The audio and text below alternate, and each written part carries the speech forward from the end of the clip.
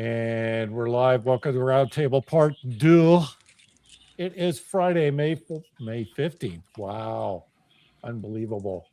And we were talking before the show about Operation Gladio, and I stopped Colonel Watkins because I didn't want her to ruin any good material that could go in the show. So please continue your train of thought. You were doing research. Well, everybody knows that that's kind of my forte. I've been doing a lot of research into Operation Gladio and its worldwide effects. And I had recently started a series with Alpha Warrior on Wednesday. Well, we've been doing it for like 2 years now, but a new part of it was kind of how this whole thing relates to JFK. And I have a huge frustration where you have people that have spent a lot of time investigating the JFK and they're all wedded to their own narratives of how they think the whole thing unfolded. So any new information like Gladio and the OAS element in France just kind of like blows their mind. It's really hard for them to process that there's these other outside forces that could have, even though they know some of the names, they don't know the background of these people. So during my research into Operation Gladio and the French specifically, you come across, commonly known information like there was an element in France that had tried to assassinate Charles de Gaulle over 30 times. And that entity was called the OAS. It has a French acronym that goes along with it, but that's what it's known for. And they were active in the Algerian war, the civil war there, where they were trying to achieve their freedom. And JFK was very supportive of Charles de Gaulle in granting Algeria their freedom. But there was a lot of French people that lived in Algeria that did not want its independence. And so this element of their Gladio program in France not only was fighting to keep Algeria a colony, but they turned that anger on Charles de Gaulle. And that led to these repetitive assassination attempts. One of them, according to French newspapers, one of the people that were in the OAS was offered $250,000 to stage an assassination of JFK, one of the OAS operatives, in Paris, France, during his state visit there. And the whole propaganda around it was going to be that it was just another one of the OAS's attempts on Charles de Gaulle's life, but that they had missed and killed JFK, although he was going to be the actual target. And again, people kind of like, what are you talking about? That's been written about a lot in French newspapers. That's all true. And it is also true that Charles de Gaulle made the comment that the same people that had been trying to assassinate him assassinated JFK. He told a journalist that, and that was also written about. But he asked the journalist not to write about that until he was gone, and they didn't. But it has been written about in France. And so there are 2 OAS assassins that were in Dallas on November 22nd. As a matter of fact, depending on what source you read, one of them says he was deported that night. Well, you and I all know, all of us know, you can't deport somebody overnight. That's not the process. He was actually given a ride. His name's like Sautier. He was given a ride to the Mexican border. And the reason why, by a Dallas police officer, he was picked up right by where the grassy knoll is. He was driven to the Mexican border. And the reason why we know that is because there's State Department cables from Paris, France, to the French embassy in Mexico, because Charles de Gaulle was scheduled to go there to Mexico the following week. And they were petrified this guy was going to target him in Mexico City. And that's actually been declassified as well. So all of this documentation is out there, but because no one in America knows anything about these stay behind Gladio assassins, it like blows their mind. And so I had learned a couple of years ago, based on this research, I was going through the transcripts of the DA Garrison's court case against Clay Shaw. And the entity that keeps coming up in those documentations is a company called Permadex. And Permadex is part of Gladio. And again, because people don't know anything about Gladio, they don't realize but what I had not put all together at that time is I had done a series on the World Wildlife Fund in this thing called the Club 1001 Club. The 1001 Club is like at the time, Prince Philip's, the royalty family of the Netherlands, and, like the Rockefellers. There's a whole bunch of people in this 1001 Club. And it was formed as what you and I would call a foundation to fund the World Wildlife Fund. And you find the World Wildlife Fund all over Africa. And they had set up these quote unquote preservation under this, benevolent idea. But if you start researching the World Wildlife Fund, you find out that a lot of these preservation areas that they set aside, they actually had set up terrorist training camps on. And they set up some in the northern part of South Africa to launch operations. They were involved in the Angolan War. And so it just kind of like snowballs once you start in this research, and you find all of these tentacles everywhere. But a lot of it goes back to the assassination of JFK, because of course, JFK, people like to focus only on the Israel aspect of it, which is retarded. JFK was basically the peace guy. He was talking to Indonesia, Sukarno. He was talking to, he thought he was going to get to talk to Patrice Lumumba in the Congo. He was very supportive of him and had communications with him while he was running, but Eisenhower signed a finding to have him assassinated. And he was assassinated on January 17th when Kennedy was sworn into office on the 20th. The CIA didn't even tell him that they had assassinated him until like a month after he was in office. Question. You really can't. You just can't make it up. You just can't make it up. They've created every terrorist organization on the planet. I swear. I mean, in conjunction with MI6 and MI6 Brown, they have created literally every terrorist organization on the planet. It's amazing. Roxanne, was World Wildlife Fund, were they doing something in Nicaragua? Yes. And so, yes, is the answer to that question. You also see a correlation between UNESCO and the World Wildlife Fund. So the World Wildlife Fund will go in and set these things up, and then the UN comes in and designates them as UNESCO heritage sites. There's a direct correlation to all of that. Yep. Yeah, I know about that. I've stumbled across that. I don't have a lot of information, but I've stumbled across exactly that before. So, yeah. By the way, the OAS, you're going to love this. It is an extremely complex French phrase. It is Organisation Armée Secrète, literally secret army organization. Correct. It is the Gladio, the French Stay Behind network. OAS was the one for France. Portugal's was called Agenter Press. Turkey's was called the Grey Wolves. They each had their own name. But they were all the same organization, and they all met at NATO headquarters. NATO had two entities. One was called the Allied Clandestine Committee, and the other one was called the Clandestine Planning Committee. Both of those entities were the overarching leadership of the Stay Behind networks. The NATO secret armies is what they're called.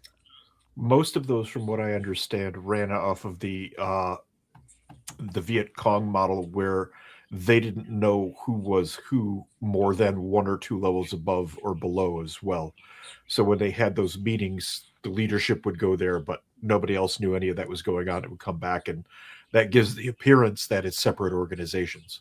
So it was actually set up, obviously, during World War II by General Wolf. That's the whole purpose of Operation Sunrise, is transferring the leadership or the control of that network that Hitler had set up under General Wolf and Reinhard Gehlen in the East. And that is true. They generally ran 15 to 20 people per cell. No one knew in the cell who they kind of, the training that was done was from people outside your country. So one of their favorite trading places was the island of Sardinia off the west coast of Italy. And so you would have one person from a, cell, and then another person from another cell, potentially in a different country, all go to that training, so that there wasn't necessarily knowledge within your country of who else was in these cells. And the top two leadership in the case of Italy, which is the only one that ever did an investigation into it, was known to the apparatus running it under the Propaganda Duo Masonic Lodge and the SDECE, the intelligence function in Italy. The top two people were known, but none of the other operators in that particular cell was known. So the top two had communication with the leadership in the country, but they did not know the identities of the rest of that cell. Right. That's how it would work. I think Tom Clancy actually did an accidental or deliberate nod to that in Patriot Games when he shows IRA members training in North Africa with a bunch of people from other countries. Like ETA was there, the Basque separatist group, and a bunch of others in the movie Patriot Games. I wonder if he was specifically referring to that, because he was called in front of Congress a bunch of times. Well, it's amazing how often the term stay behind units come up without people realizing that that's part of Operation Gladio and this NATO network. In the book that was written about Frank Wisner, it's talked about repeatedly in there in different operations where they were trying to insert people into Albania and Romania and Hungary in the immediate aftermath of World War II. They referred to them as stay behind units, that they were trying to create them. And in Ukraine, which Ukraine already had some, because that's where Bandera and Stetsko and all of the Nazis that the Azov battalion and Right sector consider their godfathers. There were a lot of them already in existence post World War II, but they fled when the Soviet Union took over Ukraine and was basically protected in West Germany for a long period of time. And as a matter of fact, you find Stetsko being welcomed to the White House when Ronald Reagan was president. Yeah, stay behind is actually open doctrine. It's not. Yeah. I mean, it's public open doctrine. I mean, I first learned about that when I was like 20. I mean, just going through initial training. Yeah. So I was surprised that there is a lot of documentation. There's one retired special forces guy he's a retired colonel. He's written a lot of stuff that is actually on NATO's website, but he's actually one of the soft guys at SOCOM's professional school that they have at MacDill, which is right down the road from my house. And he's done a lot of briefings and conversations about the concept, but people don't realize what its origins are or what it was actually used for nefariously. Was QR helpful part of Gladio? Was what? QR helpful? Have you heard of that? That was the CIA operation to involved with the Pope and whatnot. They did a lot of their work was near Paris, but their mission was to destabilize the Soviets in Poland. Oh, absolutely. Yes. Yeah. And one of the other really interesting connections with the whole JFK thing, everybody's familiar with Operation Northwood and the use of Cuban exiles to do domestic terror events in the United States. And what I have found, because as soon as it took me about a year to have the epiphany that Daniel Ganser wrote a book called NATO's Secret Army. And in his book, he talks about how any country that comes into NATO has to sign a classified document that says that you will set up these stay behind networks. because the whole purpose of these is to control domestic politics and events inside the country. So they never get out of control. And so, again, about a year into this research, I'm like, well, shit, we're in NATO. Who's our stay behind units? And so you just start going back through our history and looking at domestic terror events. And of course, you come across Operation Northwood. And the guy that actually signed the document, Operation Northwood, was General Lyman Lemonsker. And General Lyman Lemonsker is the guy that was sitting at Operation Sunrise with Allen Dulles. He was the logistics officer for Eisenhower. And so he was part of the conveying of these stay-behinds into what will eventually become NATO during, the World War II was not even over when they had Operation Sunrise meeting. And so General Lyman Lemonsker, he was a 2-star at that time. When he gets 4 stars, Eisenhower appoints him as the chairman of the Joint Chiefs of Staff. So JFK comes in, and Allen Dulles had just been fired, but Lyman Lemonsker had been working with the CIA to come up with this plan on how to instigate an event in the United States to justify a ground entrance into Cuba. They want to take a full-scale package into Cuba and overthrow Castro.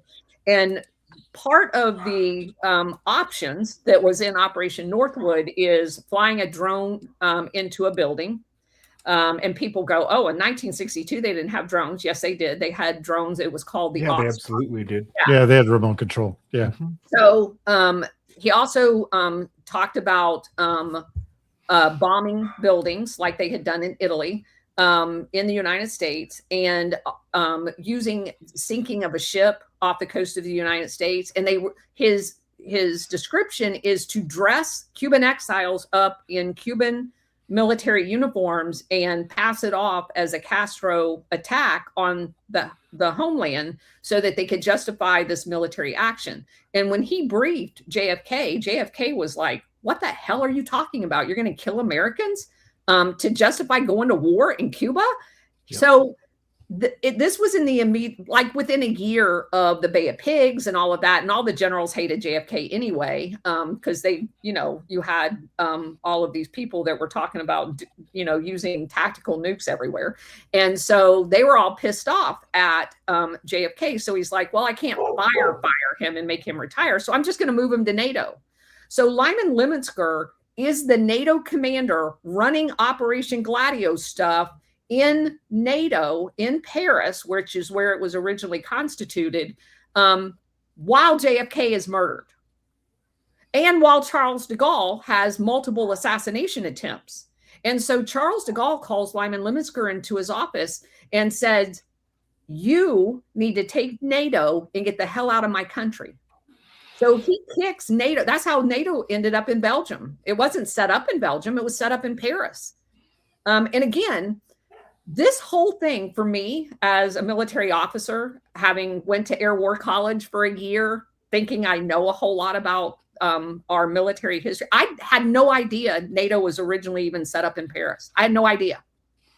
And to learn about all of this stuff and the fact that NATO is no longer in Paris because of the orchestrated attempted assassinations of Charles de Gaulle, and potentially an organized effort to kill JFK is just literally mind-blowing to me. Oh, you could assume that Allen Dulles was involved in JFK's execution.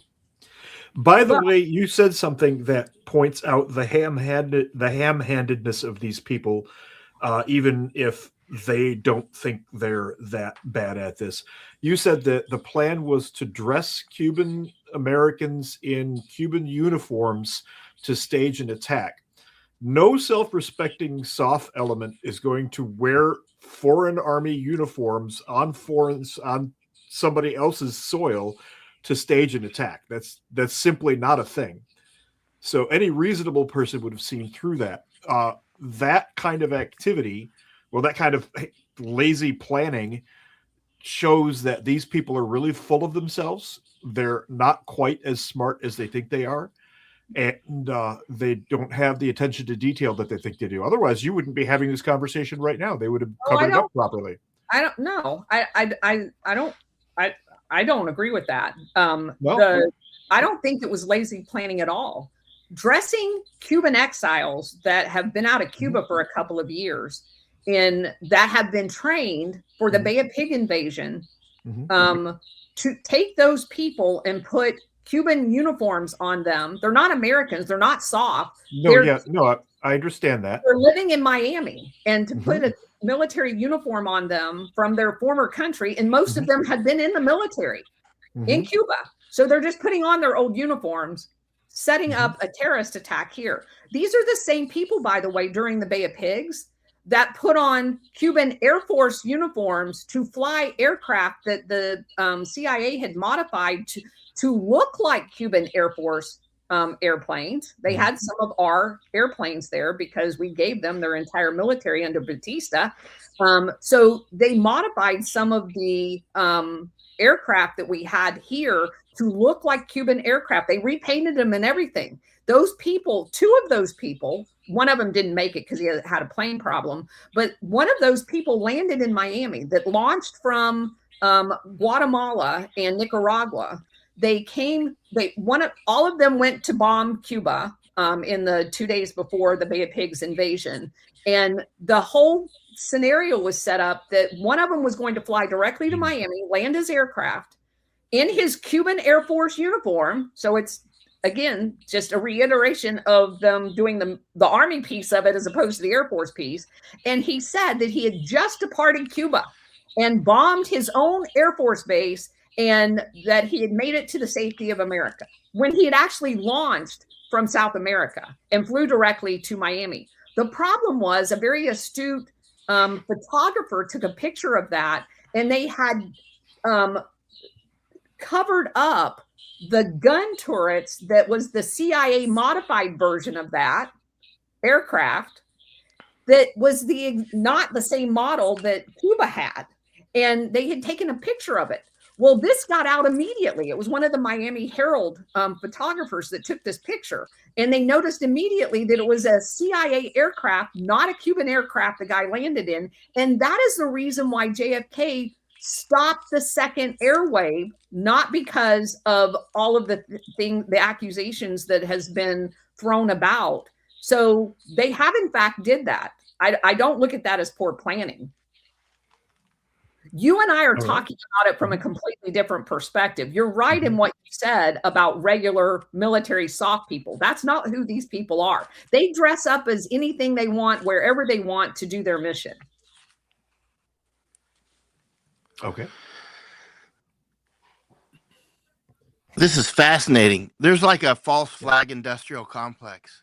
There is. Yeah. That Seriously, actually we is see a so good way much to of look it at now it. that Yeah. kind of breaches the surface because either they're getting sloppy or they're flaunting it or something, or maybe there's different groups doing it. But there's, look at these Trump so-called assassination attempts. For instance, the one with the ear.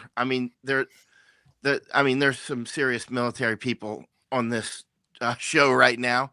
You see that bullet trace by Trump, when he was up at Butler, and that bullet trace, that camera that he used, I've got that camera right here. Actually, it's a Sony Alpha 1, right?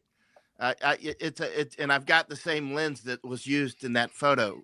What I'm getting to is, I've taken more real combat photos than probably any American alive. Actual, no kidding combat photos, not war photos, not there I am in Baghdad photos, but snap, snap, snap, bullets going by, he's shot, he's dead, bullet splashing off a wall right in front of me, stuff like it. I got hand-to-hand combat. I got a lot of them. And I was a special forces weapons guy, and, done a lot of shooting with cameras and with guns. And when I saw that photo, I'm like, that's bullshit. That is bullshit. There's bullet trace. Has anybody here in all the history of warfare seen, of the millions of photos shot in combat, has anybody seen a bullet trace like that? We went to a range in Texas and tried to recreate it, right? And shot a bunch of bullets and had my Sony Alpha 1 running at, max speed and other cameras, nobody could get it, right? That is It takes such a a fake specialized photo. camera. It's Steven, your microphone's not working because I see your lips working. But That's every day. That was obviously fake. Obviously fake. Yeah, I was just. Can you not hear me? Am I off? The other Steve. I can't hear you, Steven. Can you hear me? I can hear you fine. Can anybody hear me? I can hear you. Yeah, you're. I can't hear anybody. Maybe you can't hear me. Actually, No, we can hear you. We can hear you. You hear me, but I can't hear you. Easy to hear. We hear you. What's going on? Well, it's not a show without. Maybe I 30 should minutes of sign out and setup. sign back in. Well, I'll that come back call in. sign I'll ate come us. back in. Here you go. To what Mike's talking about there, it requires a specialized camera. Ladies and It gentlemen, just Michael Young does. will be back in a minute. Please bear with us for our 30 minutes of Cursory IT setup. He's right now in a vigorous 1-hour training program at Starbucks on the proper ordering technique of a caramel macchiato, and then he'll be back with us and ready to go. He's pulling out a 5-iron. He's getting ready for the 180 yards to the. Is to the flag. it just me, or is Michael Jan slowly morphing into the Colonel Kurtz character from Apocalypse Now? Go ahead, Michael. I'm way there. I just noticed over the years, because I've been following your stuff for quite a while. I'm like, oh God, he's turning into Marlon Brando. Yeah, I'm totally there. That's I'm awesome. just not in the jungle at the moment. I've There made you it go. back out. Wasn't that the key saying that he had in the end? It was the irony, the horror? Yeah. the horror. Yeah. The horror. Yeah. There's so many of these false flags. I mean, has anybody read a good, solid study of some of these obvious false flags? Well, I was going to say when you brought that up that it's they're moving away from the false flags that the mass false flags that they were doing before, because they're moving all the CIA assets into political positions and key positions throughout the government. They don't need to do the false flags anymore. They just look at October 7th. I mean, that was a massive false flag. That was obvious. Well, that was Naked false flag. was the Hannibal Protocol. Is that what they called it? So Samson Protocol. Samson Protocol. That was the one. The whole thing was obviously staged. Oh yeah. I mean, it was so absolutely nakedly staged. It's almost embarrassing to have to explain it. And let me just go on record and say this one more time, that if something happens here, I'm going to blame the CIA, Mossad, and MI6 for it. Probably. It's not going to be rogue or sleeper cells. Mm-hmm. They're the ones behind it. Well, historically speaking, you have a 99% chance of being correct. Oh, come on now. That's It's why more I threw all like three of them in there. 98.999. Notice I left It's me. Pakistan out, right? MI6 Brown. I left them out. Yeah. So I got a question for the special ops guys. Is you guys, like Mike, where do they get people that are willing to carry out these Operation Gladio level efforts? Well, Steve was a SEAL. He would know. I mean, how do we get this? These are people that were patriots, right? And then somehow, no, you got to get that, wash that out of your head. There's a very specific recruiting protocol that they use to find a specific personality type for these roles. They don't have any family. They're usually sociopaths. They have their moral compasses generally screwed up, or they've been pulled out of an abusive home where they've been abused for a certain period of time. They're groomed and then put into these positions. It's like when you're being courted for something like Area 51. They bring you in because you have a very specific skill set they need, and they will tacitly interview you. A couple assholes will walk in the door, won't identify themselves, start asking you questions, and you're in a highly classified environment. They're interviewing you for the role. It's the same kind of deal. They'll go out and they'll set up a dinner with some guy. we're talking about a profile. thousands of operatives. I mean, we're Oh, talking yeah. about the scale of the hang on, operation. This is a system. This is a system that they use. Go ahead, for, Steve. For a lot of the soft units and for some of the intelligence units, why would you call me a SEAL? That's so hurtful. I was intelligence, and when you got the TSSCI, you got to go through the full scope poly, and they give you the Minnesota Multiple Personality Questionnaire. They also give you that at SFAS, and I know a couple of Rangers who said that they took that as well.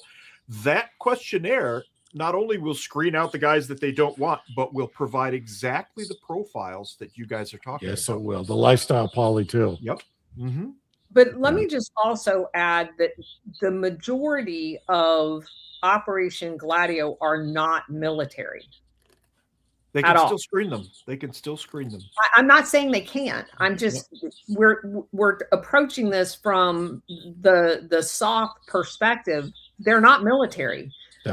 These people, for example, the ones that were identified in both Turkey and the Grey Wolf units and in Italy, back in the day, originally, they are propagandized that any minute the communists are going to overrun Northeast Italy, and they're trained and given these skill sets as quote unquote anti-communists. And what they didn't know at the time is the same operators that were setting this whole anti-communist network up was also creating a thing in Italy called the Red Brigade that was basically a workers' party originally that then was dubbed communist.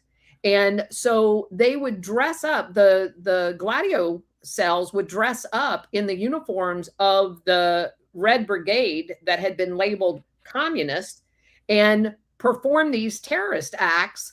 And then the government would say it was a communist attack, so we have to have bigger government and we have to pass these laws. And it was just a way of interfering in elections.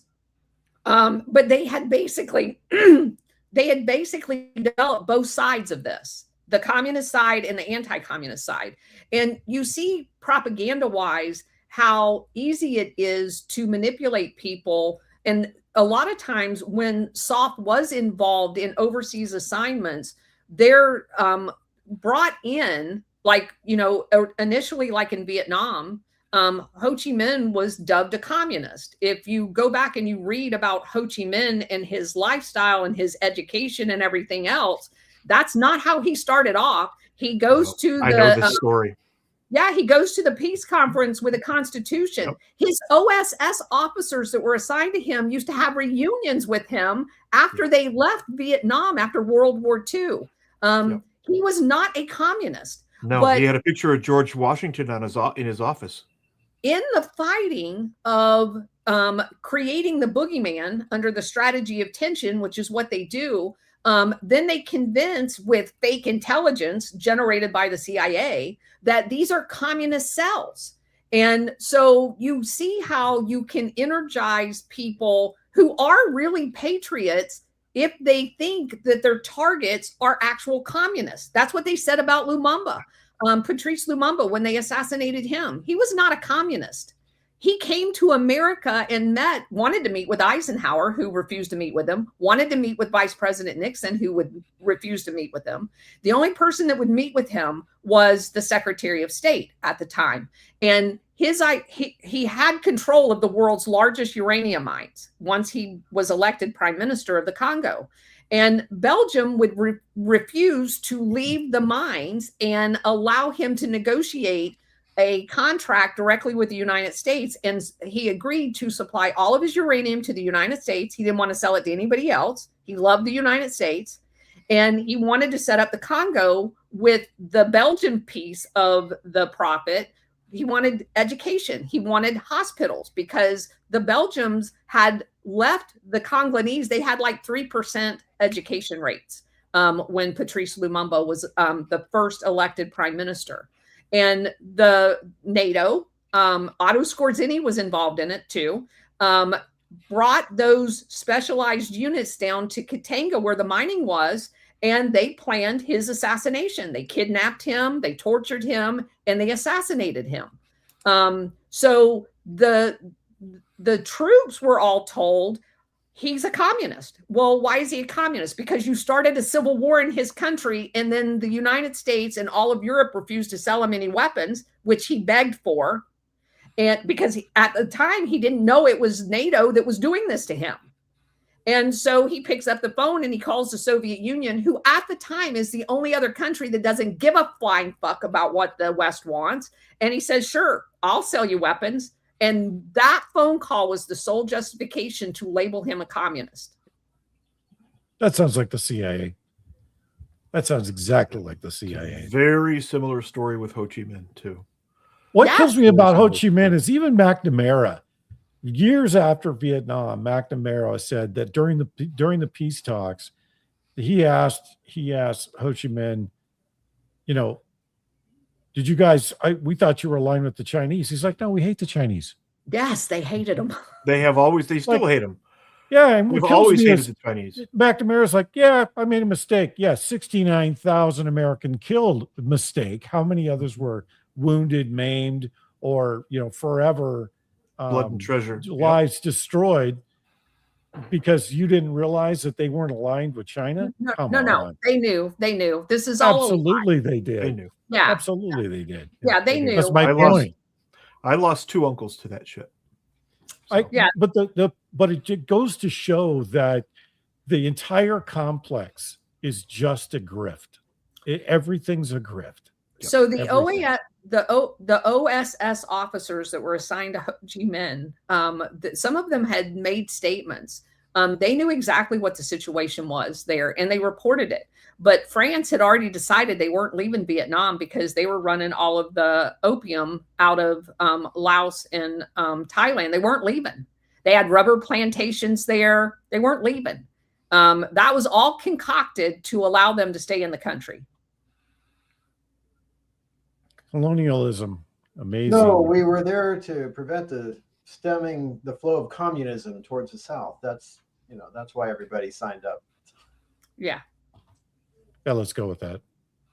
Let's go with that. There's a scene in Apocalypse Now that was removed from the theater showing of the French and one of their estates there. And if you watch the extended version, have you guys seen that? Mm-mm. I saw it. Yeah, I found it. Yeah. Saw it. You can see it on YouTube. It really opens up a lot of the story when you watch and see the French. They're like, this is where we're from. We're staying. And it's all part of exactly the narrative that Colonel Watkins is talking about right now. They just weren't going anywhere. We're not leaving. Now this predates CIA, though. This sort of this sort of stuff predates CIA by at least a century. I mean, yep. Grant was talking about this in his memoirs. He talked about instigating the Mexicans to attack us when he was, what was he, a lieutenant down there at the time, maybe? And he, because we wanted to build that railroad down there, right? Yeah. Yeah. And I've actually got the original. It's about 10 books in my other library room here. The original Department of War reports to Congress on building the railways. It's very detailed reports. The southern, the central, and the northern railways. At that same time, that's when we're doing reconnaissance over in Japan, where I'm at now. I've got those original reports from Commodore Perry here as well. I mean, this is really, but when you look at the false flags, he was warning about that. He was saying that he was involved in trying to instigate the Mexicans to attack us, so we had casus belli. So that was that 1848, something like that. So right? remember the Maine, the sinking of the Maine, USS Maine, yeah. Yeah, it's all the same thing. It has gone on for a long period of time. To your point, we did the exact same thing when we basically deposed the Queen in Hawaii, and so. Oh, can I say something on that? That's Sure. You throw these things out there like we got to have our own show. I mean, you're unbelievable. I mean, I found these records. I was going through I was at the library at Balboa down in Panama. It's right next to that port that BlackRock's trying to buy. It's right across the street, right where that the bridge fire. It's a library real close to that. And so I found these records from the 1800s. It's the ship, it's all the ship records. And so it's from the 1840s, 50s. Anyway, one entry I found in there is of the U.S. Navy's there, and they had raised up an army in Hawaii. They did their first formation. I'll send you I photographed it. I have it right here. That's So it's crazy. like actually, the Hawaiian army had stood up. So, that was 55-ish or something, something like that, right? Yeah. Fascinating, isn't it? And by the way, every ship that came in, this is when sailing ships were going. These weren't black ships yet. Black ships with Right. with coal. It was still sailing ships, and so there's many records. And every time ships came in from Hong Kong or whatever with Chinese, they always had opium. I read so many of those entries. Always. It'd be like 220 unnamed Chinese and such and such. Nothing amounts of opium. nothing has changed, Mike. No, we encountered it has not. we encountered exactly that kind of activity with the opium and everything. In 2002, we were seeing it. So yeah, the opium thing is unbelievable. The more you study on this, the more it just. Yeah.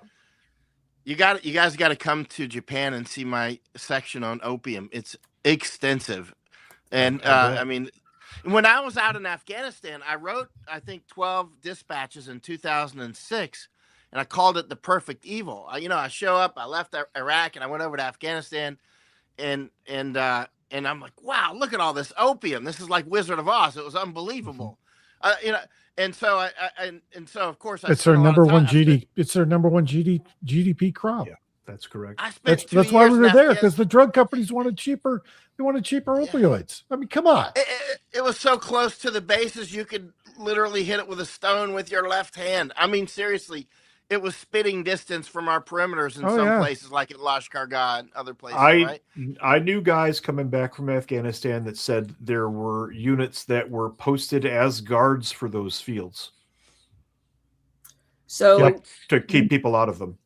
Actually, no, when you just say that, that suddenly puts a few things into perspective, because I asked British and American commanders, why are we we're surrounded by opium and we're at a little fire base here, basically. And I was in many bases like that. But only now, as you just said that, Steve, would it occur to me that we were guarding those bases. We were. Guarding That's exactly what we were doing. Yeah. So, I had guys tell me point blank that there were units put on guard for those fields. If you go to the statistics of opium coming out of Afghanistan, in the year 2000, it was almost completely eliminated. And then 9/11 happened, and we're right back in there. It was almost completely eradicated in the year 2000. It's the lowest level in recorded history of opium coming out of Afghanistan. Opium has often been considered a currency, actually, just like tobacco. I mean, the North Koreans use it. Tobacco. I mean, tobacco, opium. There are certain crops like that are currencies, right? Yes, Laos still uses it as a currency. What's that? I was literally just going to say that. Laos. Still used in Laos. Laos, yeah. That's why we were in Laos. That's the secret war in Laos. Oh, this is an opium weight, by the way.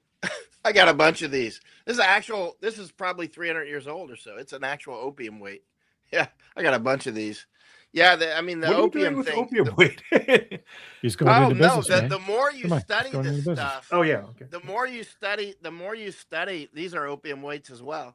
The more you study this stuff, the more you realize this is big. I mean, if you're going to understand where we're at now, you must study opium. You must study tobacco. If you're going to really understand this stuff, to get a feel for it, and what was likely to come next, you have to, and it's going to require significant time to get your nose into this stuff. It's taken me years to learn some of this stuff.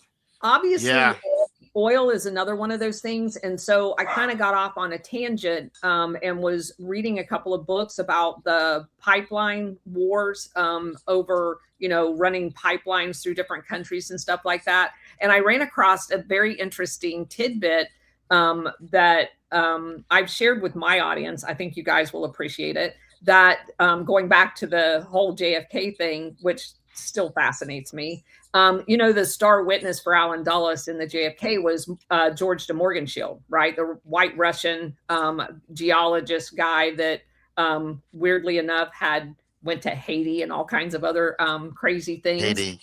Yes, exactly. And so George de Morgenscheld first met Allen Dulles when he was 10 years old in Azerbaijan. George de Morgenscheld's dad was an oil representative managing the Baku oil fields in Azerbaijan for the Nobel family. And Standard Oil had sent Allen Dulles as their representative to Azerbaijan to buy that oil field from the Nobel family. And he negotiated that deal with George de Morgenscheld's father. George de Morgenscheld was introduced to Allen Dulles when he was 10 years old. They were friends his entire life. This is also fascinating. And by the way, I found this and bought it. There's an old 1980 Newsweek magazine about Soviet invasion of Poland, right? Which is what I trained for 3 years on my 2A teams to parachute into Poland to fight. That's why I picked that up. But it's all related to this. It's all the same thing. It's all this super ultra war that is so big and comprehensive. It's going to take a year of study just to try to figure out what you need to study. It's really that big. Yeah, I've been doing this for almost 4 years, and I still find new stuff every day. Well, the one trend in all of this is the fact that they're all of these key players. They're all in incestuous relationships with other families and other key figures throughout the government, and it goes all the way back to the early, 1900s and probably farther back than that. And you see how the system was created long ago, but even before Dulles came into the picture. Yes. These incestuous relationships, the secret societies, the Ivy League schools, all of that system was in place, and it's gotten more sophisticated over the decades. So here we are in 2026, and they're moving more towards AI, and they're moving more towards electronic surveillance and control versus using the blackmail ops, using some of the other compromises that they've used before. They don't need the logistics they had before. They can just eavesdrop on people and turn on a camera in your house and catch you doing all kinds of nefarious shit, and they've got you. Or they get you on a camera at a hotel, or they get you, in a car. There's surveillance systems. Yeah, they can create it with AI. Yeah, but you see how sophisticated this network is. I didn't realize that Allen Dulles was friends with. Yeah, I'm just sitting here shaking my head, going, his whole life. Why doesn't this shit surprise me? It just nothing surprises me anymore. Well, the entire white Russian immigrant community, there was two that vied for funding in West Germany post World War II. They were both being funded by the CIA. I was mentioning yesterday when we were talking, Grant also was warning the Emperor of Japan in 1878, 1879 when he came over here. He was warning explicitly. I mean, I've got the book. I mean, it's in volume 28 of his letters. He's warning the Emperor of Japan that, outside influencers will try to get China and Japan to fight over Luchu, over Okinawa, then will loan both sides money and then end up owning both sides. He's saying that very explicitly in President Grant language. You know how clear he wrote, Mm-hmm. and he was just like super clear. This is what they will do. And he was recommending to the Emperor of Japan, just basically at almost any cost, you should avoid a war with China at almost any. He said there's some lines, of course, they may be crossed, and you may feel the need to go to war, but otherwise avoid it because you're going to end up getting owned. It tells you how far back it goes, and it tells you how 78, 79. Yeah. That's the part that. And the other thing that comes to mind is that how much of our history has been rewritten away from what it actually happened since then. All of it. Even farther back. Remember, Grant was also there at the Mexican-American border down in Texas, and he talked about that in a different book in his autobiography, he talked about that, trying to get the Mexicans to spur them to attack us. And, they were doing some sort of, our side was doing some sort of demonstrations to try to provoke them, because we wanted to build that railway, right? That railway was important. That was Manifest Destiny. I got that big Manifest, the 1872 Manifest Destiny painting that I thought every American in the world knew that painting, American Progress. And I've showed it to people that have come to visit me, like people that you would definitely think would know the painting, and they had no idea. Quite a few people, right? And anyway, that painting, when you study that painting, 1872, that was actually the year that Seward was doing a recon down in Panama to build the canal, right? Seward, the guy that took Alaska, right? Yeah, I mean, good move on Alaska and on Panama. But that when you look at that painting and you analyze it, it's quite fascinating. She's Columbia, which is, before Uncle Sam, there was Columbia, the woman that's got the star and carrying the book. But in that painting on American Progress, she's floating over America, right? And you can see the three railways. She's driving the Indians before her into the darkness. She's coming from the light, which is the east. You can see the Mississippi River behind her. But in her left hand, she's unfurling telegraph cable. You see that? If you're looking, and so at the same time, that's when we had already opened Japan in 1854, right? That would be Commodore Matthew Perry with the black ships. I've got his original reports to Congress here. I mean, I found them in an antique bookstore in Tokyo and took them like that. And so they're the original reports. But though we were opening, Manifest Destiny didn't end with California or Hawaii. That's it right there. Yeah. And so it didn't. Oh, Misako just brought it in. She heard me talking. Thanks, Misako. You are awesome. Well, plus it's a metaphor for what we see today, like with AI. The same. Look how push big it is. It's not going to fit in the camera, is it? Oh no, they got one up on the screen. So look how big. I had this thing blown up just to look at it closely. Yeah. It's just amazing, these things, when you sit here and look at it and you read these books, and you have to just spend a lot of time with the maps and just sitting here quietly looking at these things, and it starts to come together, some of what has happened. But you can see this right here. You can see she's carrying a school book. Okay, Columbia, the female above, again, she was the big symbol back then before Uncle Sam. Uncle Sam sort of replaced her, right? But you see that wagon below her, the red wagon with the horses under her feet. That's a postal. That's like a post. Yeah, that's a post. And the railway there, that's that Southern Railway. And then you see the Central behind her and the Northern Railway up there.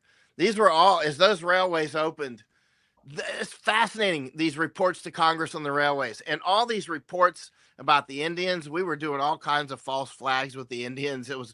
It's fascinating. I mean, it goes on and on and on. Like, one of the things that you notice is, commonly called atrocity porn.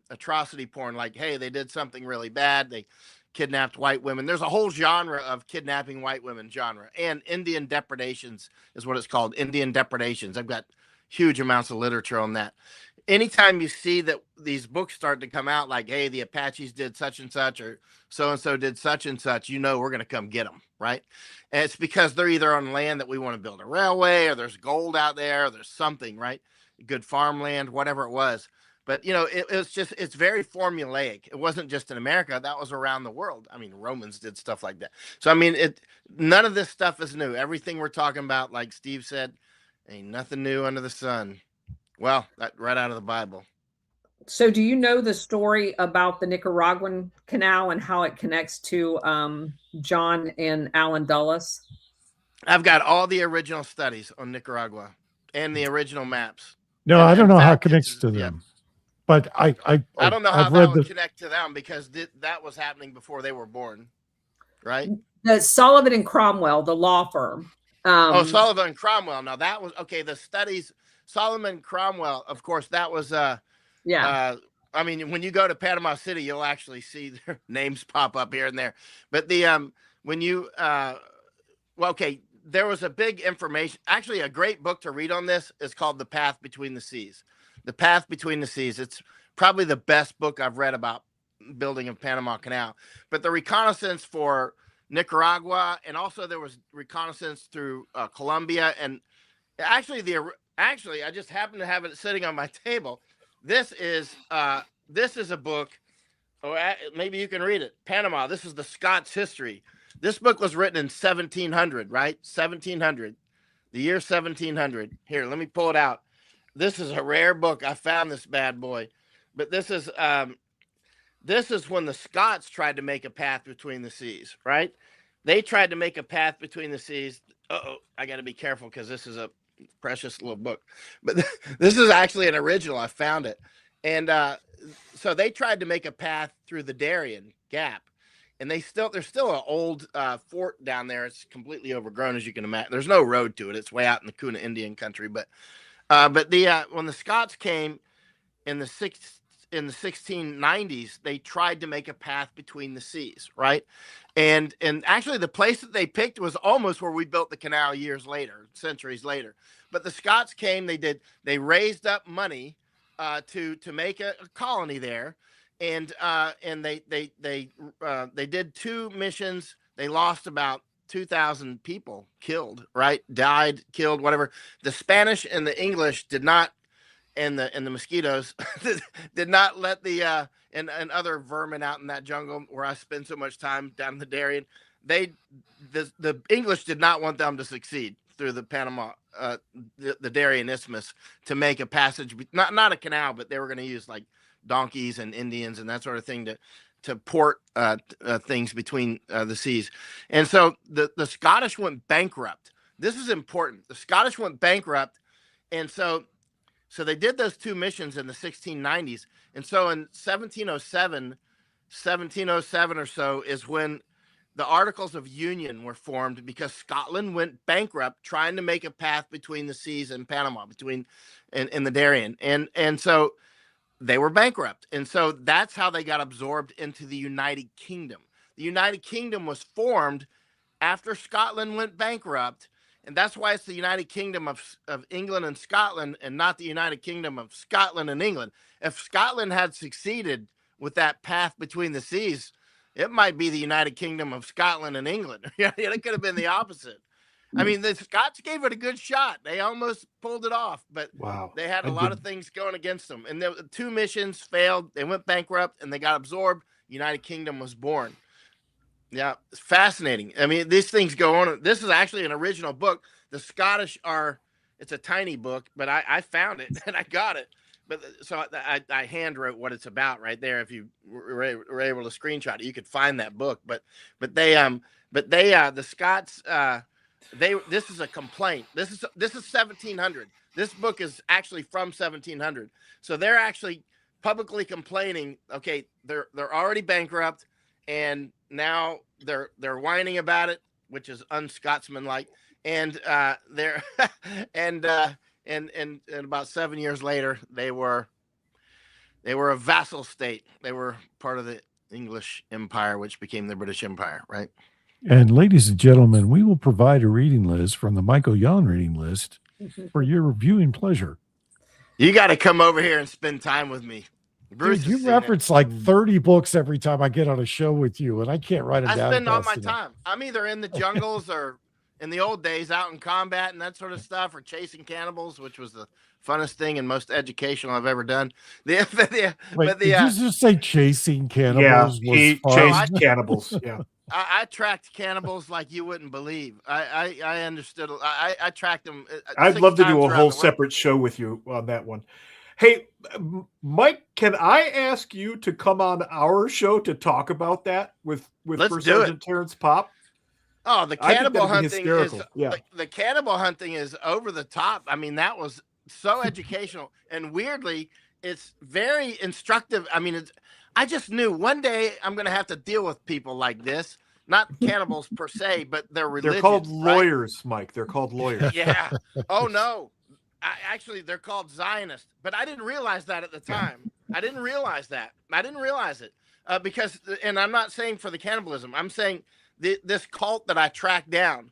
when I was in special forces, some of the old timers who would be like, in their 40s, which I considered old then, they're like, you need to study world religions, you need to study cults, and I'm like, why would I need to study cults? I'm like a 22-year-old Yeah, Green you Beret. do. I'm training to parachute into Poland. Why would I need to study world religions? I'm here to fight Soviets, right? And so, but later their wisdom, it did sink into me, and I started studying more and more on cults and religions, and so finally I'm off in India, and which was India is a particle accelerator for cults. You know what I mean? You can take two religions or two cults and smash them together at almost the speed of light, and another one just shoots right out in real time. It's not like a slow evolutionary process. It's like forced evolution, right? You just see stuff form, right? It's high energy like war is. And so I got on the track of this cult called Aghor, Aghor. It's an old Hindu subset. And anyway, they believe that God or the gods is perfect. So everything ever created is perfect. So if you're disgusted by anything, you're disgusted by God, right? And so you should seek to overcome everything. You should do anything. There is no limits. And if you can achieve this, you'll get something called moksha, which is like release. You'll be completely basically master of the universe, right? You'll never die and all these sorts of things. Anyway, I studied these people quite a lot. I infiltrated and lived with one of their cult sections in California, actually, but I tracked them down in India and Nepal. What are they doing in California? In Sonoma, California, in Sonoma, actually.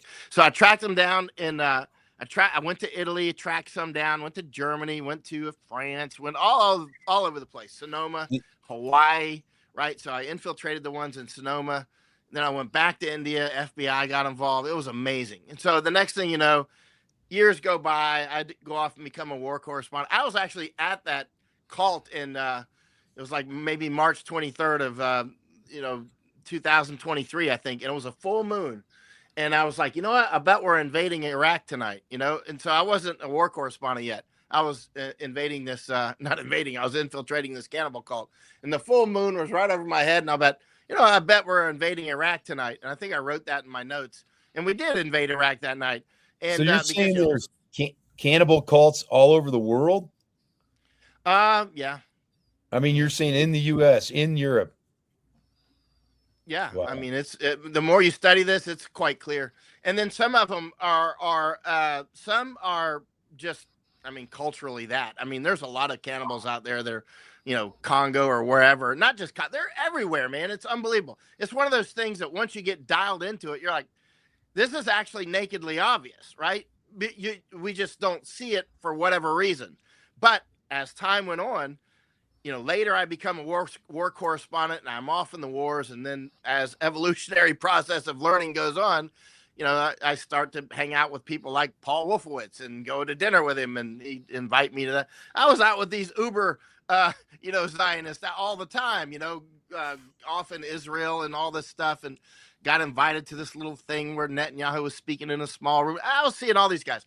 So over time, I'm like, wait a minute, especially in just the most recent years, I realized that these super Zionists, the super ultras, they're like agories, actually. No rules whatsoever. The only rules are the laws of physics, right? I mean, and the rules that somebody else sets for them. Like you can see Trump, the super Zionist, was just over in China, and look how obsequious he was with Xi this time, actually. I mean, there's clearly something ain't going right for the Zionists in that regard. But what I'm getting to is the Zionist. I mean, that form of Zionist. Zionism is a complex array of definitions depending on which. I'm talking about the Epstein class Zionist, right? That class, the ones that's doing a lot of these ops, right? That class of Zionist is like Aghor. They have no rules. They absolutely will do absolutely anything. And when I say anything, I mean anything thing. Like the Agoris, they'll use a dead dog for a pillow for 3 weeks or whatever. Necrophilia, of course, right? Child sacrifice, adult sacrifice, 100%. In fact, it shows up in my Google Net alerts sometimes because I track Agora, and I have for years, because, they pop up. They get caught in India doing something on a regular basis, right? But when you look at the Zionist, I mean, the hardcore upper level Epstein class Zionists, they're very similar to Agoris, except that they have jets and stuff. And the Agoris, they don't tend to have jets. Yeah. Steve don't had to tend to step have out for a second, and he asked me to take over whatever you call monitoring everything. But question I had, Mike, like taking up from what you're saying and tying in what Roxanne is saying, is it obviously, it's, we're dealing with the cult, basically what you just described, the Zionist cult, being extremely powerful. And the question or the idea that's occurring to me in terms of how to resist or how to fight it is that we're wasting our time thinking that we're going to fight this at the state level. It's literally like we're going to have to evolve our own structures to counter the cults ourselves. I feel like that's the conclusion I'm reaching listening to you. It's transnational, right? They don't see borders. Obviously, they don't have borders in any form whatsoever. They don't have any concept of borders. They can have internal borders within their cult. One of the things I learned about cults, and I studied cults quite a lot, and one of the things I learned many things about in the study of cults. One is nobody ever sees the cult that they're in. You can see everybody else's cult, like that poor guy. He's wearing, bells on his ankles or whatever, dancing around. I mean, he's in a cult, right? But you never see the cult that you're in.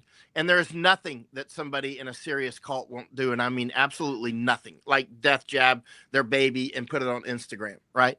I mean, that's just straight up cult behavior. And also, when people try to define cult, Masako and I were talking about this yesterday again, when we're trying to define what's the difference between a cult and a religion, inevitably, if you start talking about this, it's like the definition of what's art, right?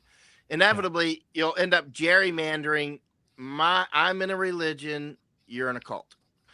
Everybody else is in a cult, right? But I'm going to gerrymander that definition to make sure that, the guy that wears a costume and sits on a throne and was pushing cocaine wine in the 1800s, the Pope, and it was doing, I mean, he was literally pushing cocaine wine. Look up Vin Mariani. He was, I've got one of those bottles coming in, by the way, Vin Mariani. Mike, for some historical reading for people out there that want to read about the behavior you're talking about, it's out there, and it is the Marquis de Sade. Read his writings. It's exactly the kind of stuff you're talking about. Zero limits, just bizarre, what appears to us to be bizarre behavior. And that's where the word sadism comes from to begin with, is from the Marquis de Sade. You go back and read some of his early works from the 18th century. Holy crap, it's exactly the kind of thing you're talking about. And he wrote it all down. He didn't care because of exactly the kind of mentality you're talking about. They don't have any rules, boundaries, or anything. They don't care. They think they'll attain something called moksha, which is just release. That's a common Hindu. So if there's any Hindus watching, you can take it further and fill in the blanks. I spent about a year in India and about another year in Nepal and other areas looking. So that was 2 years. And that wasn't all looking at Agoris when I was there, but I was doing other stuff as well.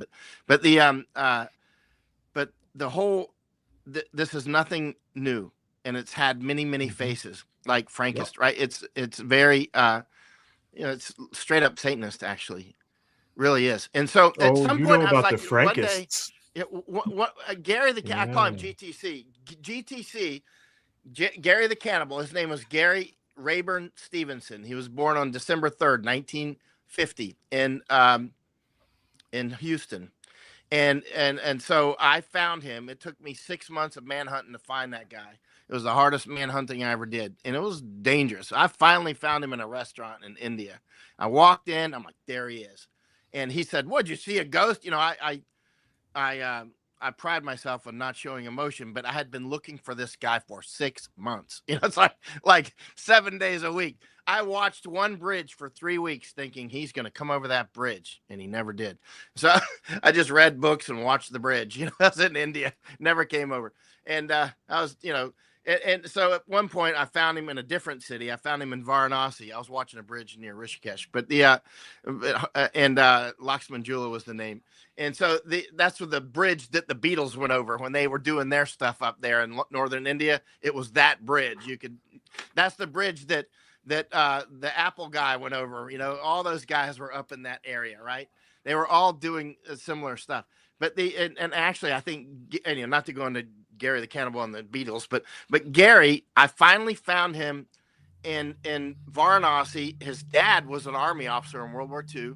I found him, actually. He was still alive when I found him, and he was still in Texas. And I got his daughter. Gary had a daughter, and she actually took a DNA test, and I mapped out his family tree with that.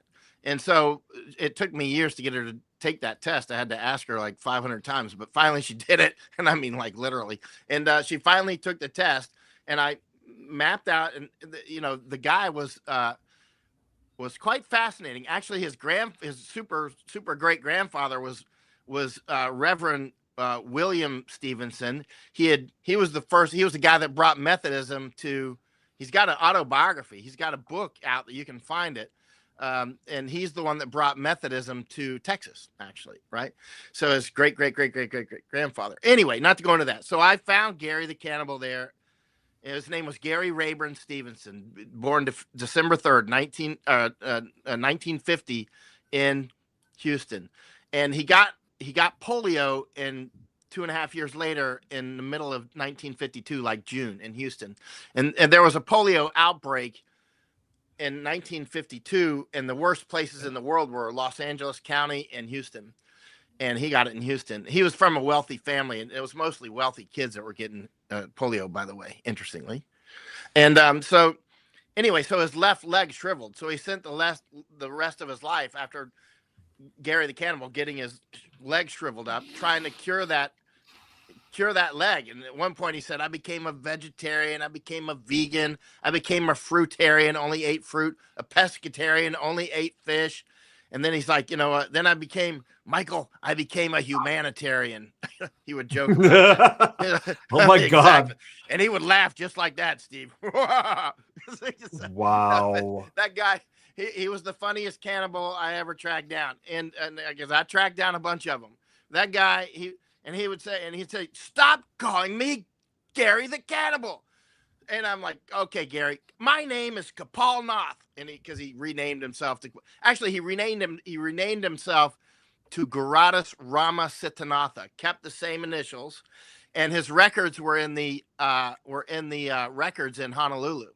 So I flew to Honolulu and went to the archives there by the library, and it's got the banyan tree there, and banyan trees, and there was a chain with the banyan trees, and it said Kapu. In Hawaiian language, that means forbidden, off limits, right? Kapu, which was interesting because that was the password to one of his emails, was Kapu. That's when you could have a 4-letter password, because I was in his emails and stuff, right? And so it said Kapu, right? And I could never figure out what Kapu meant. And because all the countries he had been to, this was before the internet was as robust as it is now, right? Now you would figure it out in like 2 seconds, right? But back then, all these countries he went, I checked Lao language, I checked Hmong, I checked just like dozens of languages. And it turned out it's a Hawaiian word. It means off limits, right? Kapu. And that's why, so you'll see, if you're in Hawaii, you'll see that sign Kapu sometimes, like do not enter, basically. Like Kinjiro. Kinjiro, yeah, Kinjiro. Yeah. That's different. That Kinjiro's that's Kinjiro. That's a totally different story. But Kinjiro. Forbidden. Yeah. No, wait a minute. In what language? Japanese. No. Kinjiro is this guy. Kinjiro is that statue I just. And we're getting down a rabbit hole, different side. No. But Kinjiro. That's totally different. Kenjiro, yeah. We went Tanjiro. No, we went Tanjiro. So let's stay with Kapu. Do that. Let's stay with Kapu. But Kapu. So I go into the archives there, and I got Gary's records. and he had changed his name to Geratis Ramasithanatha. And in our interviews, I have huge amounts of recorded interviews with him. He talked about working with the FBI and doing secret stuff and this sort of stuff. Gary the Cannibal told me this stuff. I found the FBI agent, right? And I talked with him, right? And when he changed his name, Gary changed his name from Gary Rayburn Stevenson to Geratis Ramasithanatha. That's the same initials, GRS, right? It has all the names of, like, his friends, their addresses, and people basically can, verify who he is. And I went to him. I found him, right? I found these people. And he had showed me at one point his Merchant Mariner ID, and I photographed it. I contacted the Coast Guard, and it was a legitimate, even with a shriveled leg, he became a Merchant Mariner, and he had the ID. I'm talking about Gary the Cannibal, right? But with that name, Geratis. So I asked the Coast Guard, because Coast Guard issued the Merchant Mariner IDs, and they said that the ID is legitimate. It's an actual ID, because I wanted to make sure he didn't get it made on, like, in Bangkok or something. You can get those menus of IDs, and because he had spent time and time. But it's a definite, verified by the Coast Guard. I found the FBI agent that was involved in this case. I found a Honolulu police officer that was involved. His name was can't remember. Anyway, it's in my notes. But the point is, FBI gets involved. It was just an amazing story. The FBI agent was Susan Pruitt in Lakeland, Florida. Fascinating story. And so anyway, at the end of the day, I studied that cult quite a lot, right? In detail. And then as time goes on and I see the Zionists, I'm like, that's the same guys. Because, when I was tracking that cult, at one point, Gary said to me, he goes, Michael,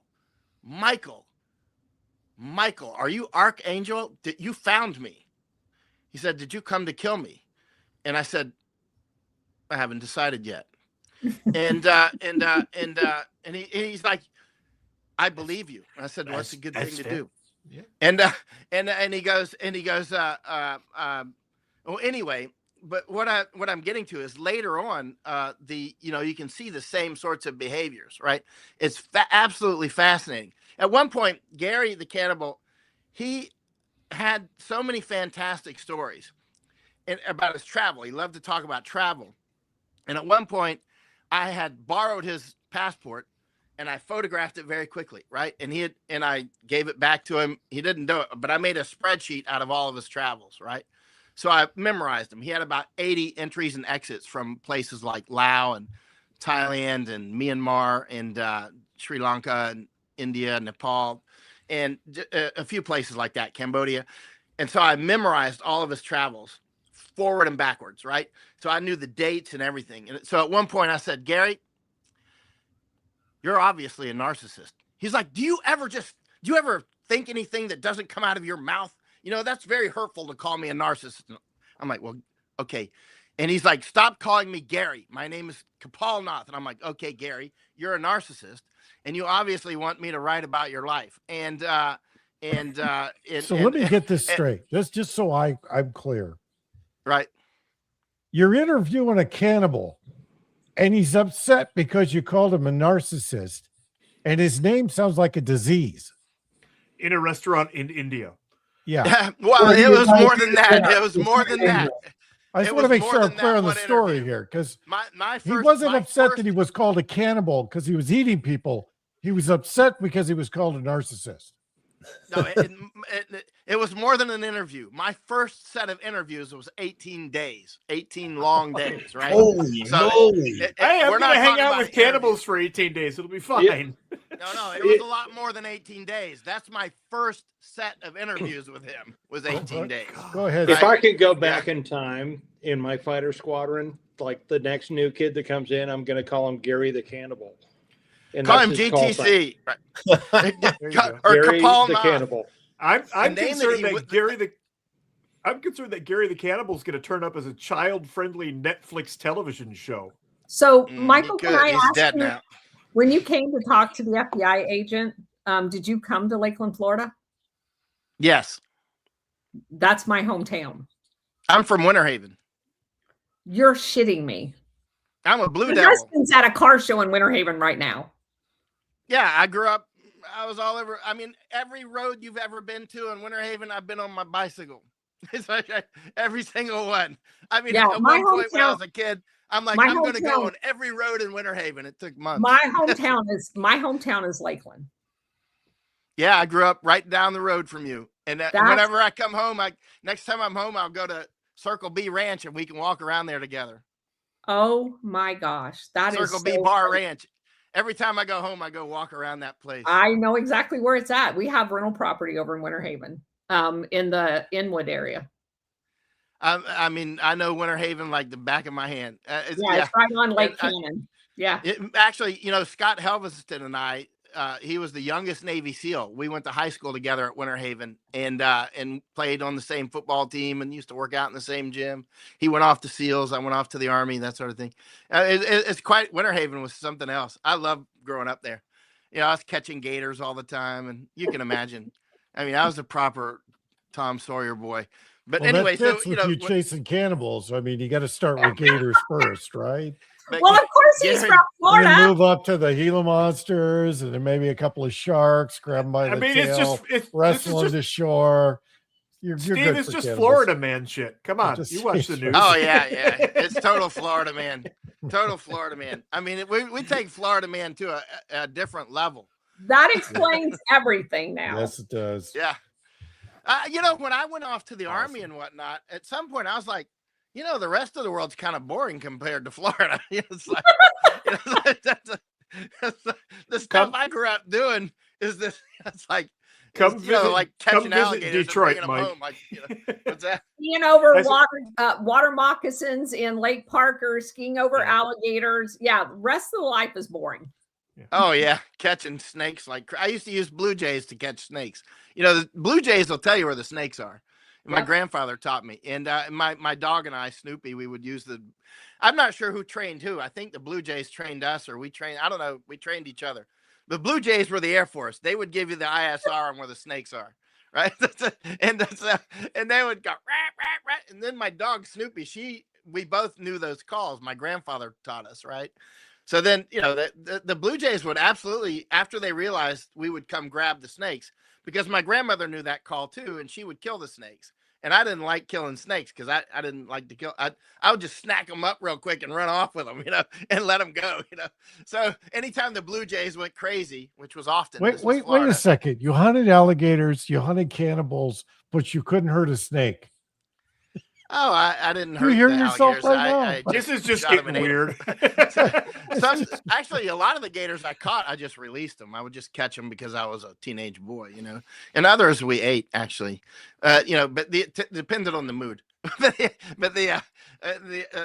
in any case, so I was over in India. I tracked those guys down in Nepal and India. Gary ends up, so I end up back in Winter Haven, and I said, I made an appointment with FBI in Lakeland, and the agent's name was Susan Pruitt, and so I'm in her office there in Lakeland, and I said, I think this guy is going to come back to the United States, and I think he's going to kill his father, and I think he's going to kill some young girls, and I think this is quite serious, and I've got huge amounts of audio and video and photos, and here's his password to his email and all this stuff. And so anyway, I said goodbye. Then I went and infiltrated that cult in California. I left her in Winter Haven or Lakeland, and I drove over to California, and it took 4 months. I infiltrated that cult there. Then I went to Hawaii researching more, went back to California because I think he shot somebody in San Francisco on 2nd and Folsom Street at the Planters Hotel. It took me months to get that out of him. He would just leak little things out about 2nd Street. And then a few months later on different interviews, because I was with him on there was that first 18 days, and then there was a lot more. And then later on, he said it was Fuller, 2nd and Folsom. And another time he said Folsom Street.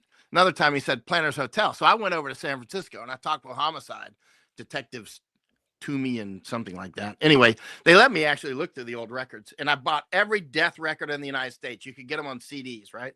There was a bunch of, and I was trying to figure out because I thought he shot somebody in that hotel. It's called the Planters Hotel on the 2nd and Folsom Street. It took me a long time to figure out that's where it was. And I confirmed that he bought the gun. He definitely got that. It was a 22 caliber North American Arms little tiny pistol. And then anyway, so I went to try to find that hotel, and I went over there. It was gone, but there was a real estate agent company there in the same building. So I pushed the elevator to third floor or whatever it was. I was like, hey, I see the plaque down here for the Planners Hotel, and who owns that? Who bought that property? And they're like, we did. I'm interested in that. I'm researching this area, which I had researched that area in detail before I went there. There was a gentrification program. It used to be a bad part of town, and then they sort of moved everybody out the way it's being done in Gaza now, but they did it in a soft way, right? This is normal to move people out in different ways, So you can look in the old newspapers in the old days that people were very angry. We're being forced off of our place down here in this part of San Francisco, and all these money people are coming in, which is what happened. So I'm in that real estate company, and I said, do you have any old photos of the Planners Hotel? And the reason I wanted to see the old photos is because Gary told me something about the inside of the building, and I wanted to know what it looked like. And they're like, yeah, right in the closet they had them. And I was like, oh, nice, can I photograph those? And they let me photograph them, so I have all the photos. I'm like, this is exactly how Gary, I didn't tell them that. It was exactly how Gary explained how the hotel was, like high metal ceilings, and here's the staircase down to the reception at the hotel. And he was there. He was definitely there. Anyway, long story short, he tried to kill somebody in India while I was infiltrating the cult in California. And so Susan Pruitt, the FBI agent, calls me up again. She says, hey, that guy's been arrested. I said, arrested for what? And she said, for a visa violation. I said, visa violation? His visa's expired. I mean, you've got copies of all his passport pages. And because I had memorized it. Oh, the reason I memorized his passport was because at one point I said, you're a narcissist. You want me to write about you, but accuracy is extremely important to me. And everything that you tell me, I will check, right? There's nothing that's going to come out of your mouth that won't be checked, right? So if you tell me things that you're unsure about, that's fine, but you have to tell me I'm unsure about something, right? But if you overtly lie to me, then I'm not interested in anything, right? And so at one point I said, you know what? I'm very good at reading people. I'm famous for that. And I said, so let's play a little game. You love to talk about travel. I love to talk about travel. You tell me about your travel stories since you left Hawaii, which I'm setting the bookends here because I've memorized his passport, like 80 entries and exits and the dates, right? So I know his travels backwards and forwards. And so I said, okay, so you left Hawaii in 1994. Is that correct? I think that's what you told me, right? Didn't you say you got your passport in 1993? He's like, you got a great memory. I said, I do. And that's one of the reasons I can read people, right? Because I can remember what you told me. And not only that, but I'm very good at reading people's body language. I'm famous for that, Gary. I'm bullshitting him. I'm just average, actually. So if he were good at reading people, he would know that was bullshit.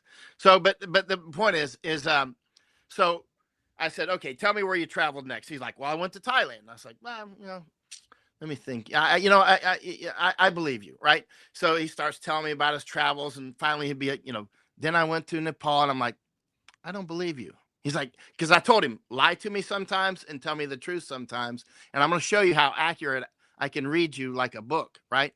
So about 2 hours of this, finally he's like, boom, hits his fist on the table. He's like, how do you do this? You can see right through me like an x-ray. I'm like, Gary, by now I can. I do know when he's lying because I've been playing with him for 2 hours. I got a baseline, right? And so it's like, and so, he's like, it's unbelievable. You can just, you know when I'm lying. I said, I do. So if you want to talk, he goes, I can never lie to you, Michael. It's like, you can't. I'll see right through it.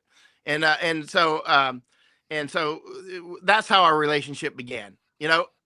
He thinks I can see x-ray vision because I've memorized his passport and I've done some other things. And I said at one point, if you want me to write about you, you have to give me carte blanche to be intrusive, right? I may be intrusive in ways that otherwise would be illegal without you giving me permission. You must give me permission to be very intrusive into your life.